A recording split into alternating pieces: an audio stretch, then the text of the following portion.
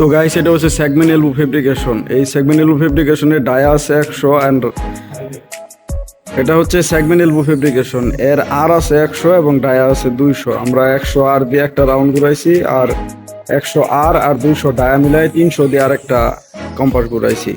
তারপরে এই Dier half 200 অর্ধেক 100 দিয়ে এখানে একটা কম্পাস ঘুরাইছি, এবং এই কম্পাসটারে দিয়ে আবার এই যে সেন্টার আছে, সেন্টার থেকে এই 100 কম্পাস দিয়ে নিচের দিকে একটা মার্কিং করছি, নিচে থেকে উপর দিকে একটা মার্কিং করছি। ওইভাবে এই পাশে এইভাবে মার্কিং করছি, করার পরে এখানে 7টা মার্কিং হয়েছে। এই 7টা মার্কিং কম্পাস দিয়ে উপর দিক দাগ দিয়ে দিছি, এবং কি এই এলবোটা 4 পার্টে হবে। তো 3 পার্টে হবে, 3 পার্টে হবে। তো 3 ভাগে ভাগ করে নিছি, আবার এক ভাগের হাফ করে নিছি। তো এই হাফ অর্ধেক এই পাশে বসানো হয়েছে, এই অর্ধেক এই পাশে বসানো হয়েছে।